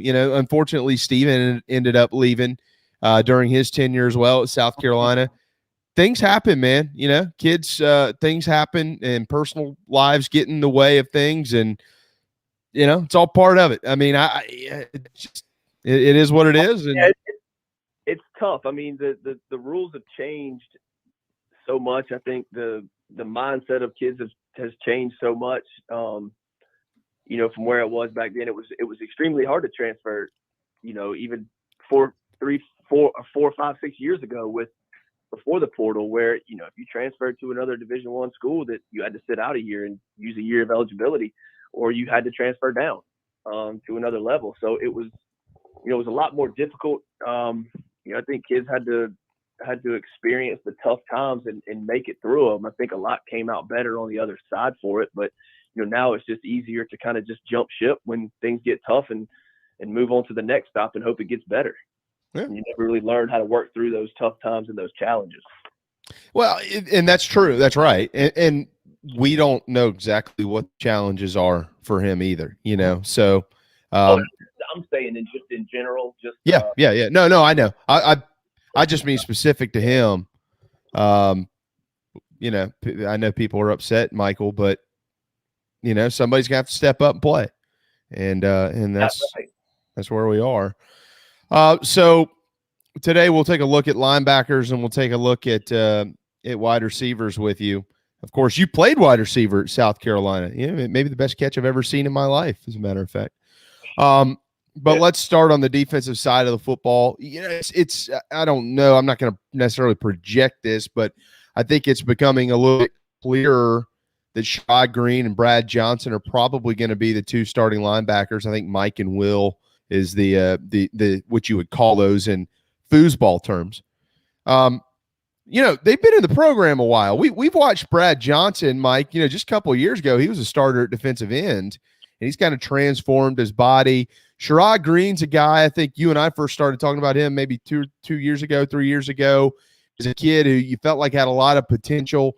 But he got a little banged up here and there, and then he hasn't exactly kind of turned into what a lot of folks were hoping. But they do lead. They lead by example, and they've been leading with their play as well. And they're veteran guys. Mike, what does it mean to have veteran guys like that at linebacker? I mean, it's big just from a leadership standpoint. The linebacker is almost the quarterback of the defense. You look at a guy like Shaq Wilson back when he played. Shaq Wilson wasn't the biggest, wasn't the tallest, wasn't the fastest, wasn't the strongest, but he was able to get guys in position and able to help those defensive linemen get in the right position and make sure they're in the right gaps and everything else. And, it's big having that type of leadership and that type of knowledge. And so, guys like Sky Moore the same way, not the biggest, not the strongest, but they knew what to do. They were always in the right position. They played with great fundamentals. And, playing linebacker, a lot of it is about playing with great fundamentals, taking on blocks, being able to get in the right gaps, not lose edge control, a lot of those kind of things. So, it is a lot of, from a mental standpoint. And, I think a guy like Sherrod Green, he was thrown out there in the fire early on as a freshman and, and struggled a little bit. I think people kind of were down on him from how highly touted he was coming in. But I think this is a big year for him to really take that next step and become that leader of the defense. And Brad Johnson the same way. He's dropped some weight. One thing with him I would like to see is his flexibility improve and be able to play a little bit lower. But he is a guy that's been in the program a long time as well. He's played different positions. But I think one thing for him with his is his mobility. I think he put on a lot of weight and got really strong, but kind of lost some of that bend and that flexibility, which was so, big for him. So it's going to be interesting to see, especially how the depth plays out. You have Damani Staley coming back. You have Rosendo Lewis, who's been hurt. I think that's a guy who, has been up and down. I think he's had some problems from a weight standpoint and being in shape. But I think the times that he has been in shape, coming back from injury, that he's turned some heads. And I think coming into this year, if he can get back into that shape that he was in before, I think it was prior to last year before he got hurt again, he can really provide some valuable depth. And I think the interesting thing or the unknown is how that third spot is used, between what we used to call the spur, versus putting another linebacker in there, maybe a guy to rush the passer. So that's going to be the interesting part. And then a lot of these new guys, there's a lot of unknowns at that position. There's not a lot of depth per se, but I think we say there's no depth because there's just so much unknown behind those guys with either guys like Lewis coming off injury or just guys that are, freshmen. All right, let's go back to Brad Johnson for a second. I'm gonna let you kind of get deep in the weeds on some football lingo here, and the rest of us will just let our heads spin because we don't generally know what some of this means. But conversations that you and I have had in the past, either around late on Friday nights around 11 or 12 when we don't remember it Saturdays, or on the air, you often talk about Brad Johnson's hips and how important they are. To when he was playing defensive end, Mike, he used to get beat a lot on the outside, on the edge. And you would talk about his hip movement and things like that. And as he's played some linebacker, that's something that's certainly very important. Kind of walk us through what you mean by that from a flexibility standpoint and just I don't really know how to explain it here, but what these guys need to do with their lower half to be able to create some movement out there and obviously make plays. Yeah, when I say being able to bend, it's a lot of times, especially as a linebacker, you don't want that offense. You want to get lower than that offensive lineman and be able to get up under his pads because just about every time, most of those linemen are going to be bigger. And you want to be able to get low and explode up through those guys and be able to get up underneath them and get underneath, not let them get their hands on you. And from a defensive end standpoint, you see there's a lot of things guys do with their hands. A lot of those guys fire off the ball, and they're able to not allow the offensive tackles to get their hands on them because they're coming out low off the ball. Now, there are disadvantages to doing those kind of things where you take yourself out of position, but from a linebacker standpoint, being able to slide your feet and really attack, an offensive lineman coming head on at you and being able to get underneath their pads and then not allowing them to get under you, because once a guy like 6'3", 6'4", 6'5", lineman gets up underneath you, it can make for a tough day. And so that's really what I mean by bending, is getting lower than the guy in front of you. Michael Flint, former wide receiver at South Carolina. Leverage. Go ahead. Oh, I'm saying, and it's really just all about maintaining leverage. Oh, yeah. No question. Well, and this isn't, as you mentioned, the depth of the group we don't think it's deep because the guys that we've seen aren't super, like if Ernest Jones was back, let's say he didn't declare for the draft, we'd say this is probably a pretty deep group of linebackers, but Ernest Jones isn't back. And so the rest is unknown. You mentioned Damani Staley, who seemingly is working with the second team. Mo Kaba. How about a guy like Ro Lewis? I think him and Spencer Easton Riddle right now might be considered the third team if there was a depth chart out. Easton Riddle's had a nice career, had an injury, unfortunately. Ro Lewis was a highly recruited kid. He's one of the big thumper type guys. Where does he fit in a defense like a 4-2-5 scheme? Yeah, there's definitely a place for him. I think, with him coming in, the most important thing is just getting back into shape. I think for him, that was kind of the tough thing that he's run into kind of in and out of his career with the injuries, is just getting back into shape and being able to move like he used to. And he could be a huge part of this, of this defense, barring any injuries, because he's been there. He's been here for a while and he's seen the different schemes.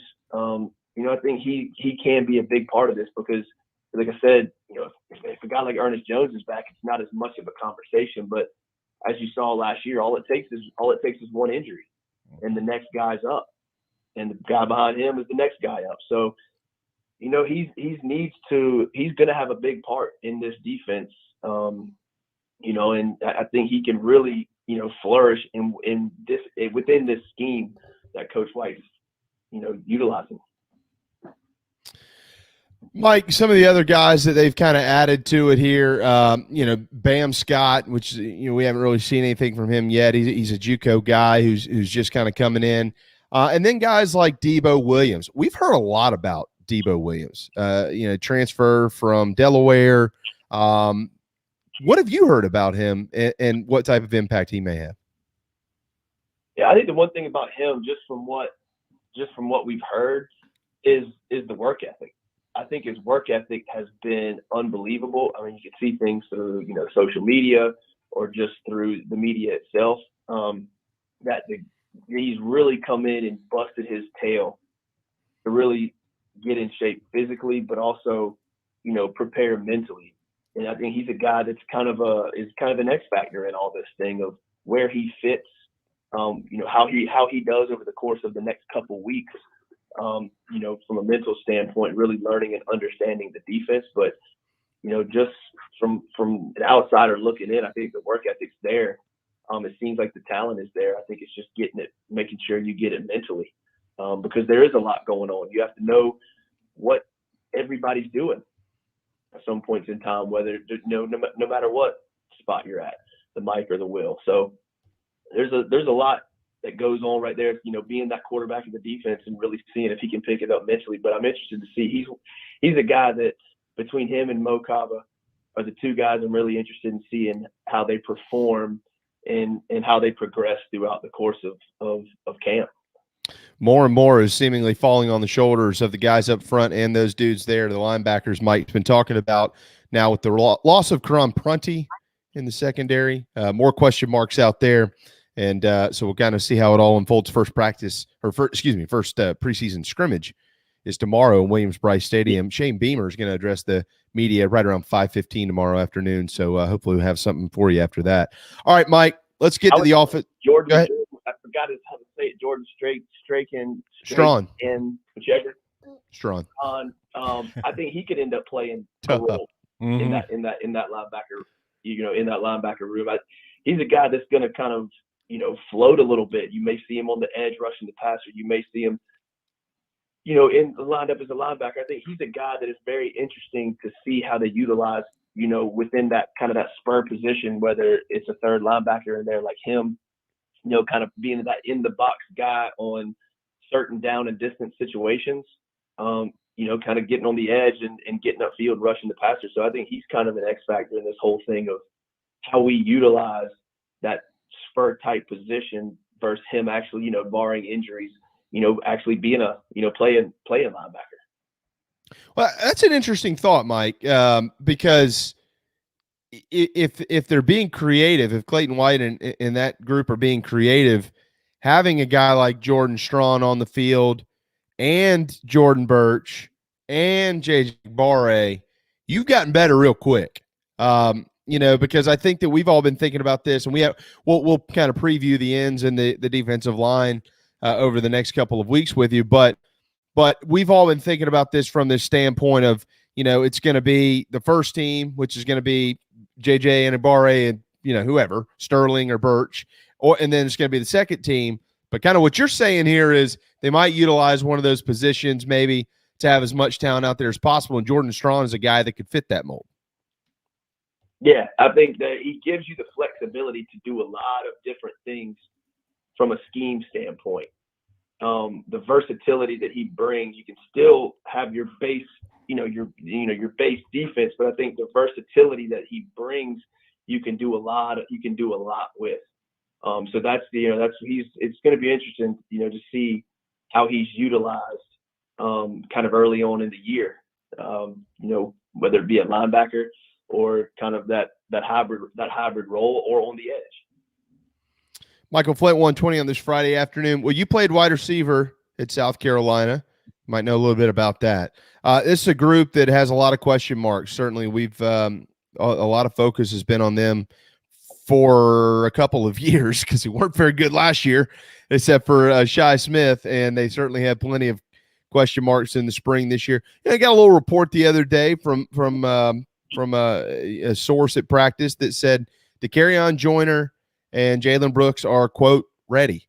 After that, we don't really know. Josh Fan's a guy who has seemingly been popping a little bit in the fall. This all sounds good, Mike. They haven't played a game yet. They got a scrimmage. They got to get in the games. They're going to have to prove it. We've been watching this group struggle for a while, which sucks, right? Because going as far back as I can remember, Carolina's always had a couple of dudes at wide receiver, always, literally. And I know I joke with you and say that you were the superstar and things like, and you were, but I mean, you think about all, Troy Williamson and Kenny McKinley and Sidney Rice and Alshon Jeffrey and Ace Sanders and Bruce Ellington and then Brian Edwards. And I mean, there was dudes. So, maybe there's a dude or two in this group, who knows? But with what we do know, how do you assess where we are in August at that position? It's kind of like that, the great unknown. And you're right. I mean, you bring up a great point is we've always had that guy who was the go-to guy. And we've always had at least one almost every year. I mean, you go back and look at all the guys that have played at South Carolina year in and year out who have been in the NFL for a long time and still in the NFL. It's like there was always that guy every year. And I think, this is that year that we don't really have that. And, trying to see who's going to step up. You got Ortre Smith coming back. You got Jalen Brooks, who's, people have started to say that it's clicked with him. That last year it just didn't really click. He sat out 4 games not knowing whether he was going to be eligible.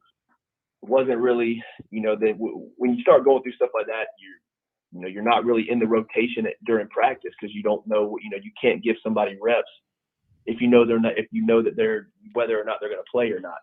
So, that's a month where he wasn't really getting the reps like he was. A guy like Josh Fan, I've seen flashes from him. I was hoping we would be able to get him the ball more because, I've seen times where he's caught a ball and made a cut up field, and this first step was just so explosive, and the cut was so explosive. And, I always thought, there was promise for him.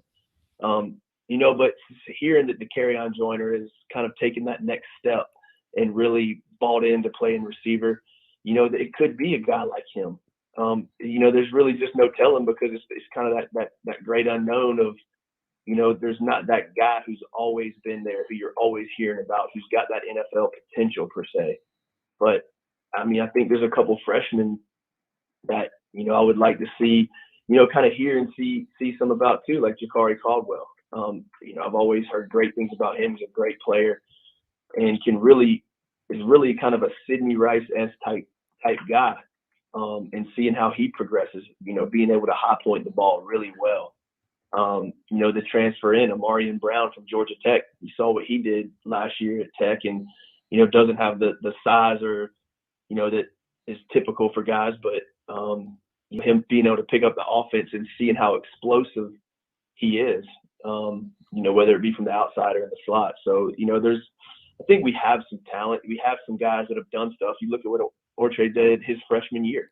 He had a great freshman year and made some big time catches, and really with, seeing him come back with confidence in his knee and coming back from last year, and seeing him, really be a guy that steps up, because, he's one that I think a lot of people have high hopes for. So I think there's talent in the room.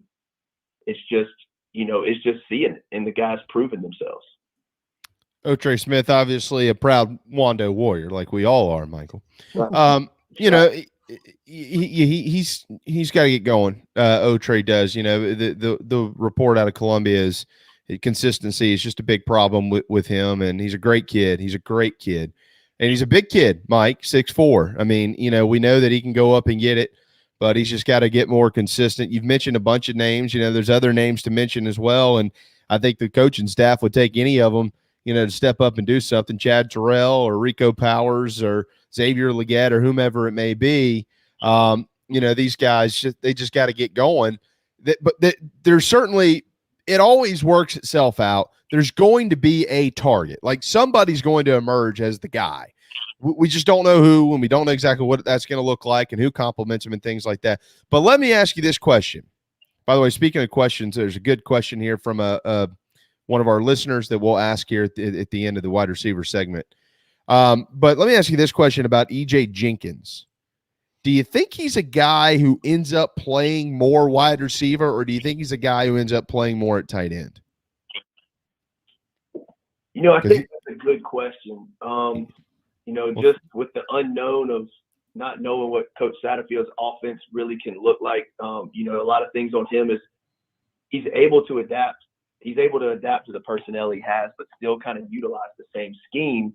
It's just the formations are a little bit different. I really think you'll see him in kind of that wide receiver role more so than in line. And I think that, kind of plays into a lot of our personnel, a lot of the personnel groupings that we use, seeing more 2 tight end sets, 2 tight end, 2 receiver sets, and using the versatility, moving him around the formation to create mismatches, because, things that we hear out of camp is that, I say height, but, it's real. The size that he has and the physicality and the speed he has, it all lines up. And if he can put it together and utilize that on Saturdays, he can be a huge asset and really prove to be a mismatch nightmare. Kind of equate kind of what the Patriots do or did with Tom Brady, with the type of talent that we have at tight end, with the multiple looks and multiple formations and moving guys around the formation pre-snap and crossing guys up. I think it's a huge asset. But having a guy like that, being able to line up in the slot, but also being able to line up in line and block, really creates a matchup nightmare on defenses because of his size and skill set. Do you put a linebacker in there and hope that it's a run play, or do you bring a smaller guy in to try and cover him? But, a guy with that skill set and size together is going to be really big for us this year. Yeah, if you're a guy who's 6'7", 250 or whatever he is, I mean, he's huge. I mean, he is an enormous guy. And you know he can catch, and you know he can move. That's great. But what else does he need to be able to do? Like, but there's guys, Mike, as you know, who, well, that guy can catch and he can run, but I can't play him because he doesn't know how to do this, and this. So what else does EJ Jenkins need to know how to do in a college offense? I think part of it is blocking. You got to be able to block. If you're a true tight end and you line up in line, you got to be able to block. You got to be able to set the edge at times, and you got to be able to, to beat the man in front of you and not allow that edge guy to collapse the hole and push you back into the hole. So I think that's a big part of it. But one thing that I'll be looking for is, is he able to create separation? Can he create separation from the guy in front of him with, whether it be a safety or a linebacker or a nickel, whatever it may be? How good is the route running? Is he able to create separation? Because a guy of that size, you just put the ball in the air and just let him go high pointed. And there's not many guys out there that are gonna beat him per se. But I think the one thing that I'll look towards is is he able to create separation, from in coverage, but also that inline blocking. He's going to be kind of that complete guy who's going to really present a matchup nightmare. He's got to be able to block in line, because you got to be able to flex him in or bring him in and then flex him out. That's where you really provide the value of being that at that tight end position and being able to create those matchup nightmares and being able to flex out and then come back in line and block, or even get out into a route from being in line. Final question, Mike. I want to switch this back to the defense. Got a question here from the Twisted Chicken. I think I've been to a restaurant named the Twisted Chicken. How different is it to have the defensive backs, or ADB, calling the defense versus a linebacker doing it? I think it's more so getting guys in position in where the defensive backs are located outside of where the linebackers are. I think the defensive backs communicate a lot within each other, as far as when motions and stuff like that are going on. When teams shift or you put guys in motion, sometimes coverage responsibilities change, and they communicate that within each other. But the linebackers are right there in the box with with the defensive linemen, the edge guys, and they're able to help communicate gap responsibilities and different responsibilities based on formations, because those guys that are got their hand in the dirt can't necessarily see the type of formation that the defense is in, which side of the field is the tight end on. The linebackers kind of got that as that high level view of looking at everything in the box and being able to determine what those box defenders are doing, and based on the defensive call. And if he's, if a guy shifts, if a tight end shifts, and defensive linemen need to shift a little bit one way or another, they're kind of that quarterback and saying, tapping them on one hip or the other to go to the next gap. So that's kind of the difference. It's a little harder for these guys in the secondary to communicate with the guys up front, based on those, based on the responsibility of what the linebacker has to do. Really good question. Really good question. By the way, confirmed yesterday, going back to Knoxville this year. Are you in or are you out? Decision time. I don't know, man. If I had to make a decision now, it'd be a big old question mark. Putting them on the spot. Is it an adults-only trip, or is it kids allowed as well? No. Good things don't happen when we go to Knoxville. Kids can't come on this trip. Hey, like that guy you remember that guy we met that told us he'd just gotten electrocuted or something? You remember that? Mm-hmm. Well, at least he was sitting there telling you about that, and it wasn't worse. Darren, this guy was walking around carrying a golf club and a gas can, and he told us he'd just gotten electrocuted. Well, he might have deserved it. Exactly. Mike, I remember looking at Mike going, dude, do we need to get out of here? He goes, yeah, I think we should ease on out of here. So that was that. That was that. Yeah. Yeah. Strange things happen up that way. It's a fun trip. Knoxville's always a fun trip. I mean, that's great trip. The beauty of playing in the SEC is that every road game you go on, it's a different type of town. There's a different atmosphere, different feel, but it's all fun, and it's cool to experience the different vibes of those campuses and downtown areas. Yeah, absolutely. Yeah, Knoxville's a great trip. If anybody's going, I would recommend a bar. It's called Cool Beans. Cool. It's right there in the little strip of all those bars. Neat little joint. Mike, we'll let you run on that note. Thank you as always. Good stuff. And we'll do it again next week. Getting closer, brother. Getting closer. Hey, I'm looking forward to it. Enjoy it, fellas. Enjoyed it. Y'all have a good weekend. Later. Thanks, Mike. There you go. The original 1-9. Best redheaded haircut in all of the land. Michael Flint, former wide receiver, turned analyst at the University of South Carolina. All right, time for our final timeout of the work week. When we return, the over-unders, Raphael gave his thoughts. Darren and I will give ours on Auburn, Georgia, Pittsburgh, and Boston College. A couple more baseball notes to pass along, and then it's time for the weekend. Hang tight. The JB and Goldwater Show, driven by Stokes Volkswagen. We'll be right back. This is Mike Mazzell for Stokes Volkswagen on Ashley Phosphate Road with exciting news. It's springtime and we're playing ball. Most dealerships don't have any inventory, but at Stokes Volkswagen we do. So we're playing ball on every new Volkswagen in stock. Every new Volkswagen available with zero down. Qualified buyers can sign and drive with interest-free financing for 60 months. Remember, Stokes Volkswagen on Ashley Phosphate Road is the fastest, easiest way to sell your car and get the most money for your trade. Plus, we'll take any trade in any condition, paid off or not. Is your credit in a slump? Strike two. If you've got $500 down and you make at least $2,000 per month, our lenders can get you approved. So if you want to strike out, that's okay. But if you want to hit a home run and save on a new Volkswagen, come see us today at Stokes Volkswagen on Ashley Phosphate Road or StokesVW.com. $1,666 per month per $1,000 borrowed for 60 months at 0% APR with zero down. Plus tax tag. Includes $499.50 administration fee. Subject to VCI credit approval. Expires month end. Peace and love at Stokes Speed Up.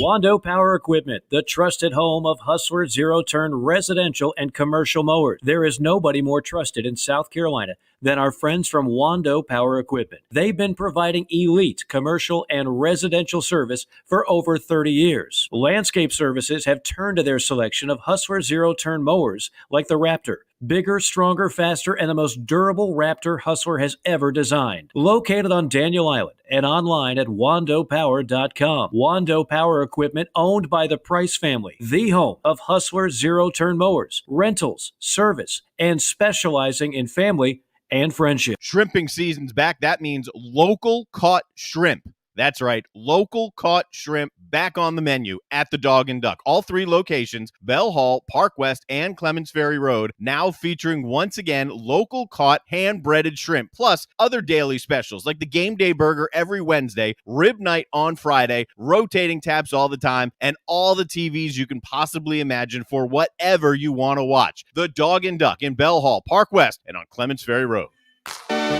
Okay, what's going on today, huh? Anything to talk about? All right, greetings and a good Monday afternoon. Greetings and a good Tuesday afternoon. Greetings and a good Wednesday afternoon, and welcome aboard. All right, greetings and a good Thursday afternoon. Greetings and a good Friday afternoon, and welcome aboard.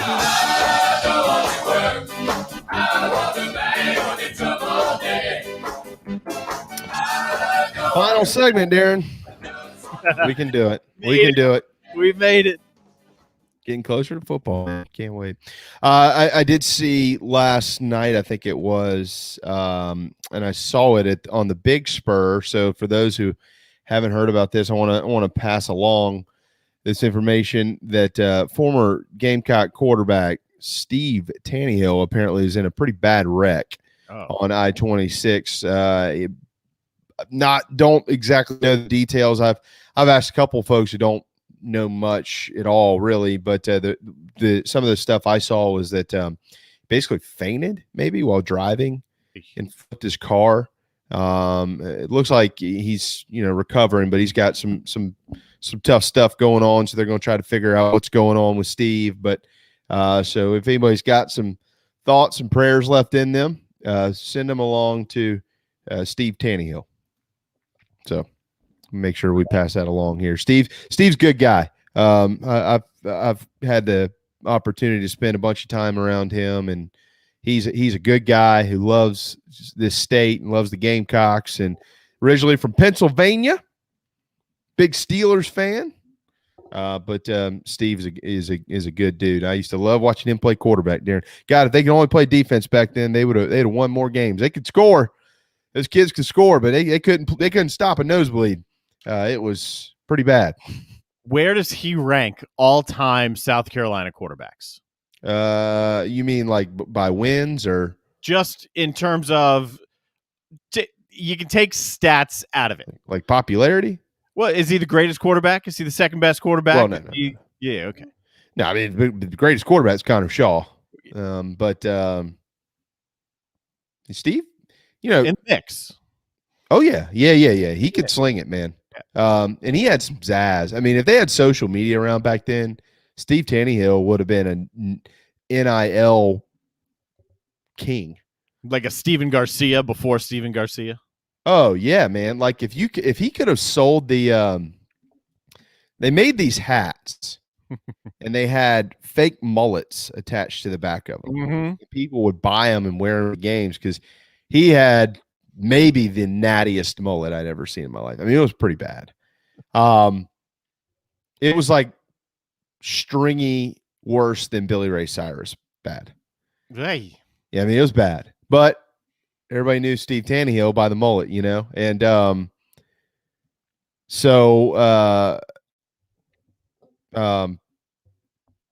yeah, but as far as guys who could just play, I mean, he could play. He could play, right. And he was, you know, he was right before Anthony Wright, who spent, you know, a decade or more in the NFL. I mean, there was a good little run there. But he could certainly play. I remember him specifically in '94. They beat Clemson in Death Valley, and it was a big 33-7, if I remember correctly. And he went out and signed his name on the Tiger Paw. That was pretty fun. You know, one of those rivalry things. So, but certainly thoughts and prayers for Steve Tannehill. No doubt. All right, let's look at some of these over-unders, buy or sell, which is brought to you by our friend Jeff McCarriger. Jeff McCarriger with Carolina One Real Estate. Jeff.McCarriger at CarolinaOne.com. Real estate can be a lifetime decision. You need a lifetime realtor. Jeff McCarriger. Also, play-by-play guy, Jeff McCarriger. Yeah, you probably heard him maybe College of Charleston, maybe somewhere on ESPN. Maybe it was the Cornhole. Who knows? Maybe it was Hoops. Jeff's been around a while. One of Darren's great friends, certainly.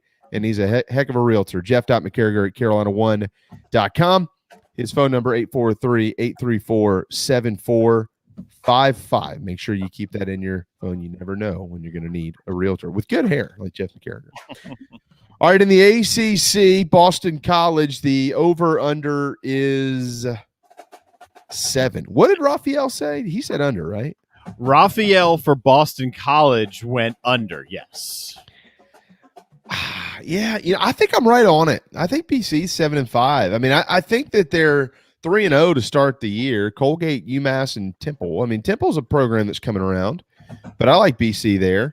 The kicker's going to be week 4. If they beat Missouri at home, that's the thing. But I'm going to go on it. I'm going to give BC 7 wins. I'm going to go over, and I'm going to go over starting with exactly what you said. They're going to be 3-0. What happens against Missouri? But right there, if that's a 50-50 game, I'm at 3.5 wins for them after game 4.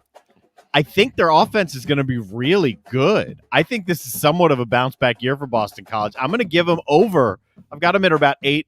Yeah, I'm not going to go so far to say 9, but I've got over 7. Okay. All right.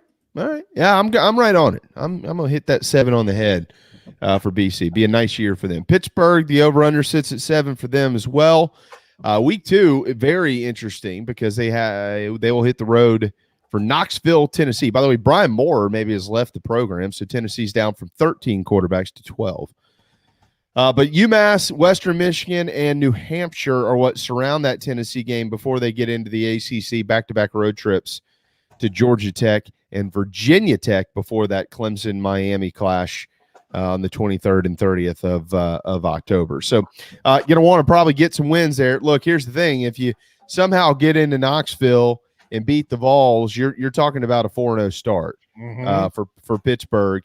And then you're talking about, can they win 3 or more in the ACC? Syracuse, they're just not that good, man. Here's the thing with Pittsburgh. a lot of the league is leaving them behind from an offensive standpoint. So they got to play well on defense. And, are they able to be that consistent on defense in this league with teams that know how to score points? Clemson, North Carolina, Miami, Virginia Tech and Virginia have added some flash offensively. Georgia Tech, Jeff Collins, they got to go to Atlanta. So I'm certainly not going over for Pittsburgh, but I'm going to give them. I'm going to go under. I'm going to give them 6 wins. I think I'm going to surprise you here. I'm going over for Pittsburgh as well because they're going to be 4-0 or 3-0, whichever week that Tennessee's week 2. So they're going to be 5-0 ish. They're going to be 4-1 or 5-0, right about that point. Are there 3 more wins in there between Duke, Virginia, Syracuse, and the rest of that schedule?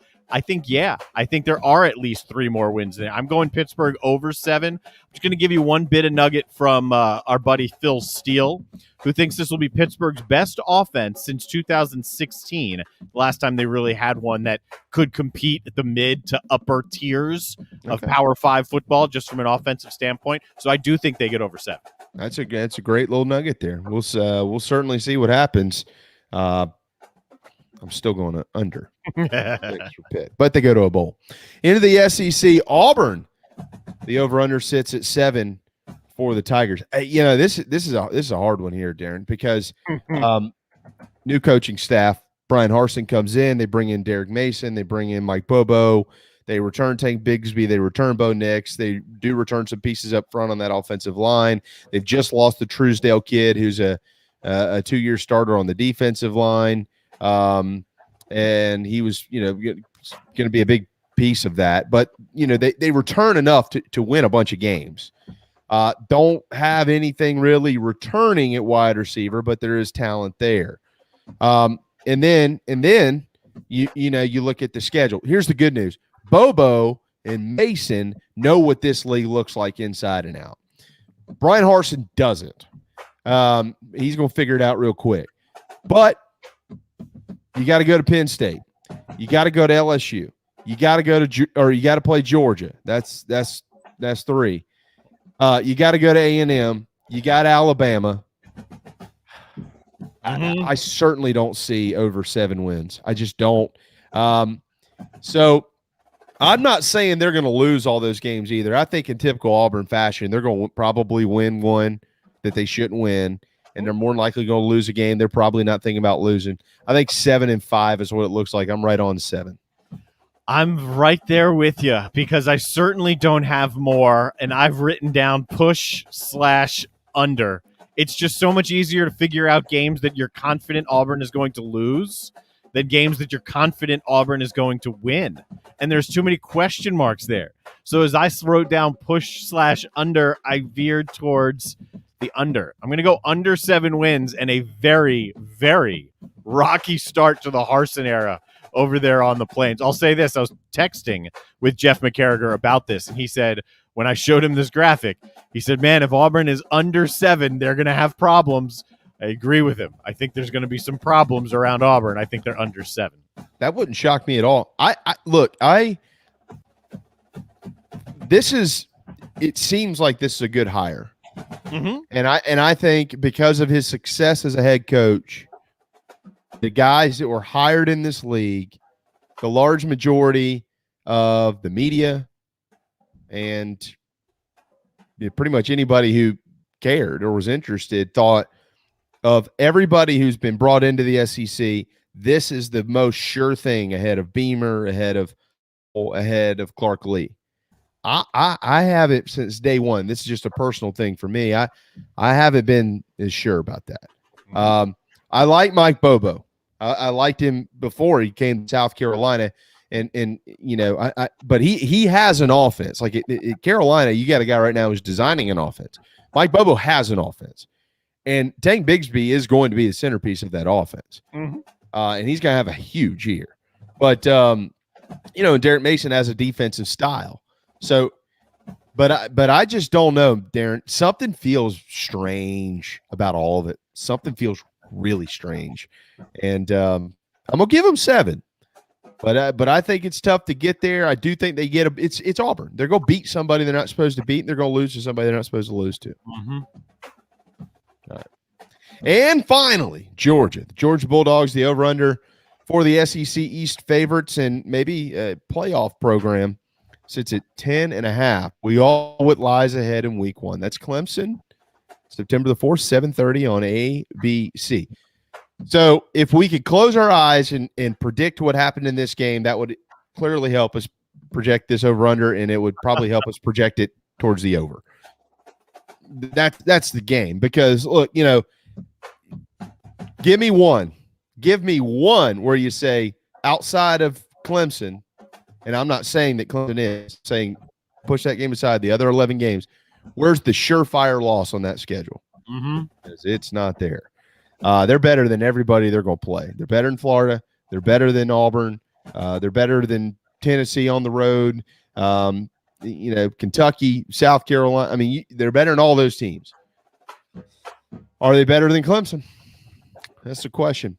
I agree with Raphael. You see a 10.5, it's really hard to take that. It's really hard. And so I'm not going to take it. I'm gonna go under. I'm gonna give them 10-2, and that doesn't mean they won't beat Clemson. Matter of fact, if you ask me today, I think they will beat Clemson. But for some reason, 10-2 seems like it's a little bit more fitting than 11-1. I think Clemson wins the game, but I don't think Georgia loses another. So if I'm actually betting, I don't bet this. I stay the hell away because it's too risky. It's all you have are 2 games as a margin of error. I'll say this. If Georgia beats Clemson in week 1, that over-under will be adjusted to 11.5. Do you think they're going to go undefeated, or do you think they're going to drop one more game? I'm going to roll the dice here because I'm not rolling actual cash, and I'll take the over and say regardless of what happens in that Clemson game, that they only lose 1 game this year, be it Clemson or somewhere else along the way. I don't think anybody can blame you for that. I mean, honestly, if there's 1 or 2 teams outside of Bama, Ohio State, Clemson that you say who else can go 11-1, Georgia's at the top of that list. Number 1 because they're talented enough. Number 2, their schedule fits it. They don't have to go to Baton Rouge. They don't draw Alabama. They don't draw Texas A&M. Matter of fact, I'll go as far as to say, they don't draw Ole Miss. I mean, they draw Auburn and Arkansas. And if you ask me today, honestly, if you ask me and say, all right, pick the 2 teams from the West to give Georgia to give them their best chance to go undefeated, it's Auburn and Arkansas. It's not Ole Miss and Mississippi State because of the style of football that they play. So they got a good draw. Yeah, it's not a daunting schedule at all. There's nothing for them. Yeah. I mean, there's nothing on there that you said it well, including Clemson. There's nothing on there that's you look at it and say that they're going to lose that game, right? Like an ACC team going up against Clemson, you're going to say they're going to lose that game. It's pretty comfortable saying that. Same thing really with Alabama. They're probably going to lose that game. There's nothing on Georgia's schedule that says that. Clemson's a toss-up right now. Florida, probably going to beat them. So I'm not betting real money. I'm betting over. Who are you more confident in week 1, DJ Uiagalelei or JT Daniels? That's why I think Clemson's going to beat Georgia, because the answer to that question is an overwhelming DJ Uiagalelei. Me too. Yeah. I like Uiagalelei better than Daniels. That doesn't mean that he won't go out there and make a mistake or two. The thing about Georgia games like these, like they just find a way to win these games. It's strange. You'll look and you'll go, my God, how did that even happen? And somehow they've walked out of there 31-30 or something, survived. But we'll pick that game a little bit later on and as we get closer to it, maybe the day before, as a matter of fact, because that's what we do.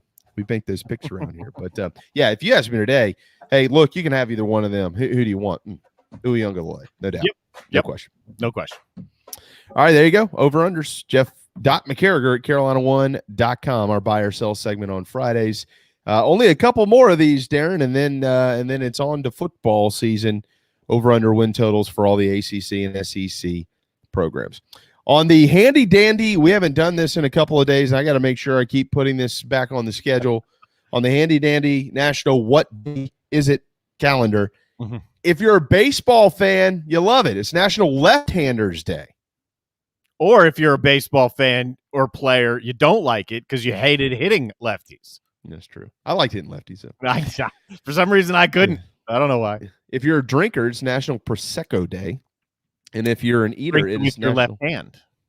With your Prosecco, yeah. Mm-hmm. And if you're an eater, it is National Filet Mignon Day. Oh.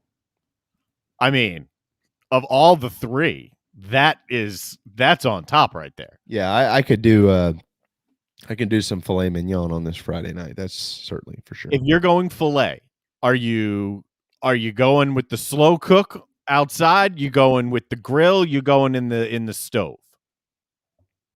No, I'm a grill guy. You talking about with filet mignon? Yeah.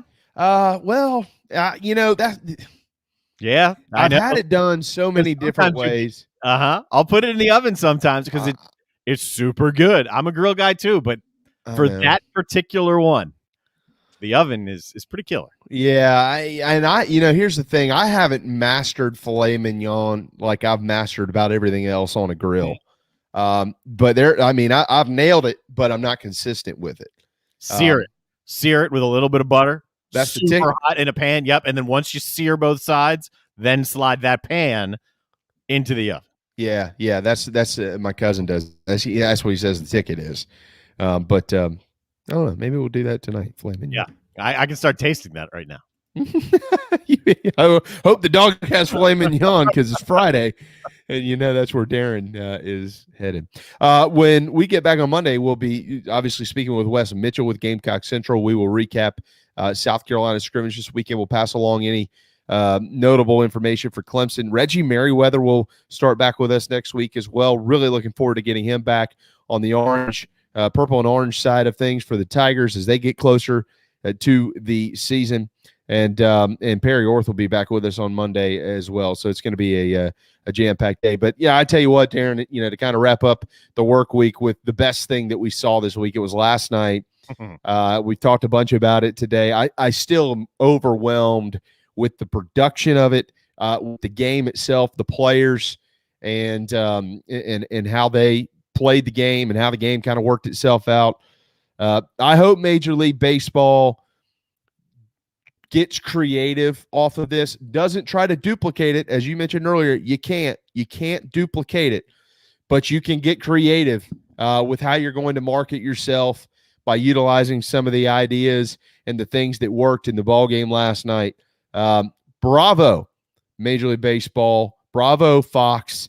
And I think most importantly to the community of Dyersville, Iowa. Bravo to all of you. I had no idea that at the end of that movie when all those cars came driving to the ballpark, those were Dyersville residents. That was a neat story. Great night for baseball. So I'll own this. Number one, I obviously teared up multiple times in the pregame show. Number two, when the Costner thing started with him walking out on the field, my initial reaction, and my wife yelled at me for the initial reaction, which was wrong, so I guess she was right, and hopefully she's not watching. My initial reaction was, my God, this is so scripted and so, it's live, but it's so pre-produced, and this is so corny, and he's just looking around, pretending it's a movie. And then the guys start walking out of the corn. And that's when I, started to choke up a little bit. Yeah. Okay. And then the whole thing worked perfectly. I mean, it's perfect. It was perfect. And as I said before, the pregame was better than the game. And that was my feeling about halfway through the game. And I don't think the game surpassed the pregame because there's just so much feeling and history and nostalgia in the tie-in of everything. But my God, did it come close? It tied it. It tied it or finished a second behind at the wall or something like that. It's everything you could ask for. The home runs going into the corn were great. It was perfect. I mean, hearing the guys play and talk about it. Yeah, perfect. Everything. It was perfect. Perfect night. Perfect night. Totally agree. Couldn't have been prouder of this sport for doing what they did. Thanks to Michael Flint, Raphael Esparza, JC Shurburtt, Darren Goldwater, and all of you. It's been a long week, but it's been a good week. We're getting closer to football. Closer. Can't wait. We hope you have a fabulous and wonderful weekend. The JB and Goldwater Show will return on Monday at noon, and we look forward to seeing all of you then.